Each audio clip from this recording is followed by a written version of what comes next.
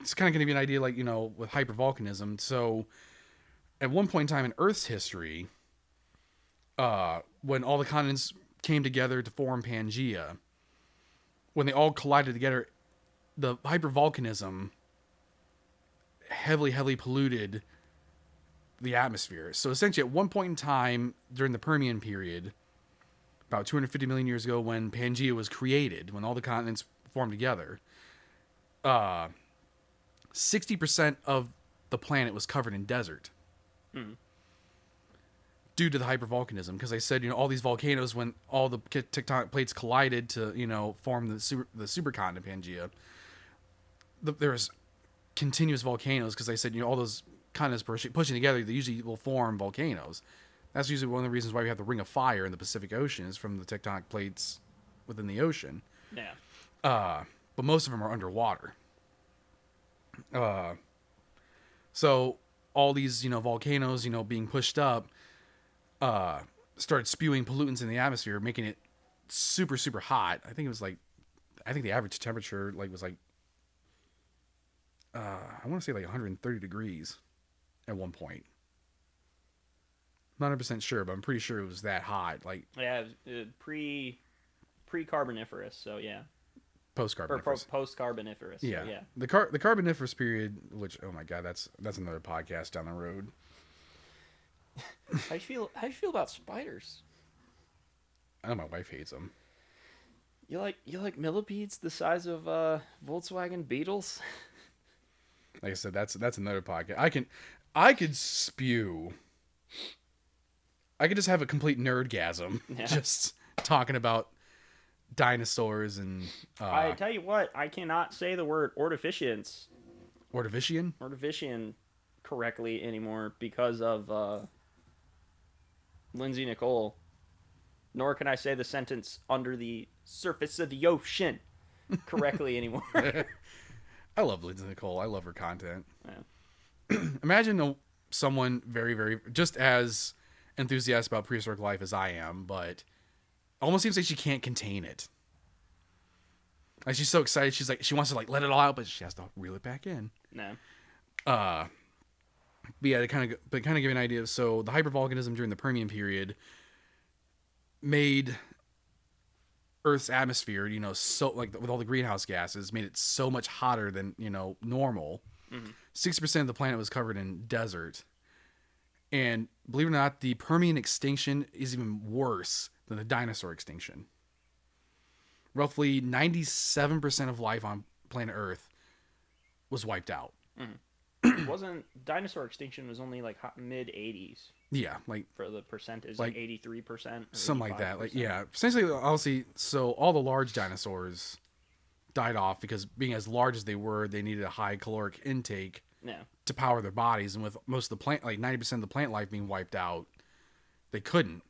They theorized that anything smaller than a house cat survived it, because a lot of animals that were that size were mostly dinosaurs that exhibited bird-like features. So pretty much kind of like how the whole phrase of all toads are frogs, but not all frogs are toads.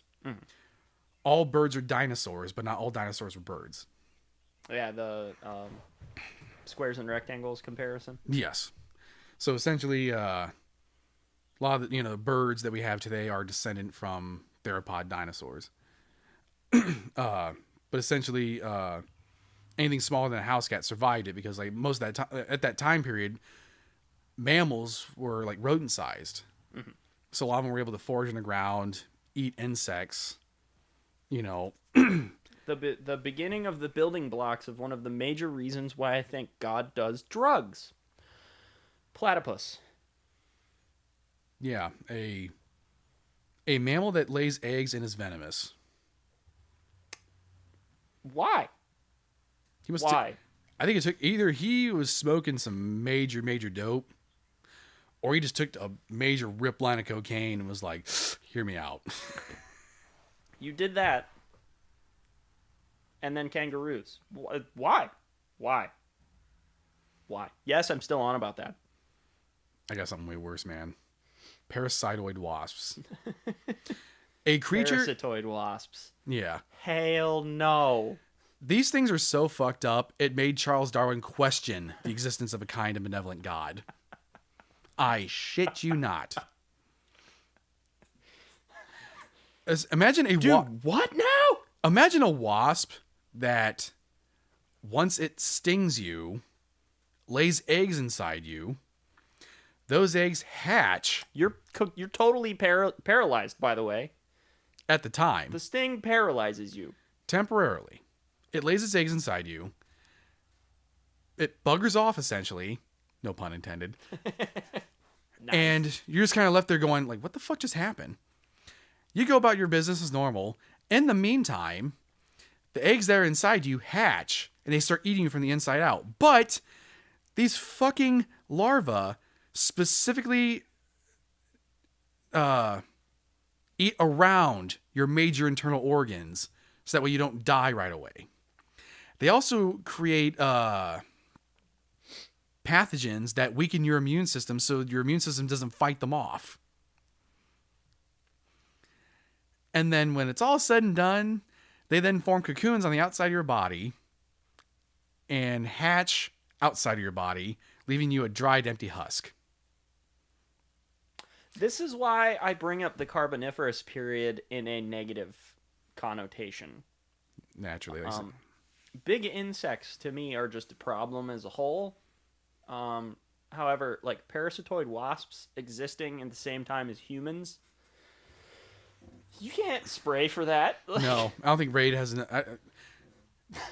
like, seriously, you know... And they weren't... That's the thing. They weren't small, either. No. They were bigger than wasps we have today. During the Carboniferous period, there were dragonflies the size of eagles. Think Fallout 4 stingwings. Oh, boy. That's what they are. Pretty much. They were giant dragonflies. Let's see. We had spiders that, if they were alive today, would be eating things the size of house cats. Yes. A centipede that was 8 feet long. Scorpions that were the size of cats. Once again, a steaming pile of fuck no. I'm glad we live now. Oh shit, what's the current period called? Tertiary period. Tertiary period. I'm glad we live in the tertiary period. Yep. I believe it's the tertiary period. That sounds right. I know it's the Cenozoic. But but yeah, like I said, you know, life finds a way. It's literally the scientific version of saying shit happens. That's my favorite part about it. He's literally saying shit happens. Pretty much. Life breaks free, runs through barriers, yeah, that I love Jeff Goldblum. I really do. One of my favorite impressions was the Jeff, you look really good. What's your secret? Oh, I try to stay out of the moon. see, reflected light is actually worse than refracted light. See, and then he does that thing with his hands. I can fucking envision it right now. It's just, he's a walking, talking episode of ASMR. Right. It just is. Talks soft. Well, it's like... Does that with his hands a lot.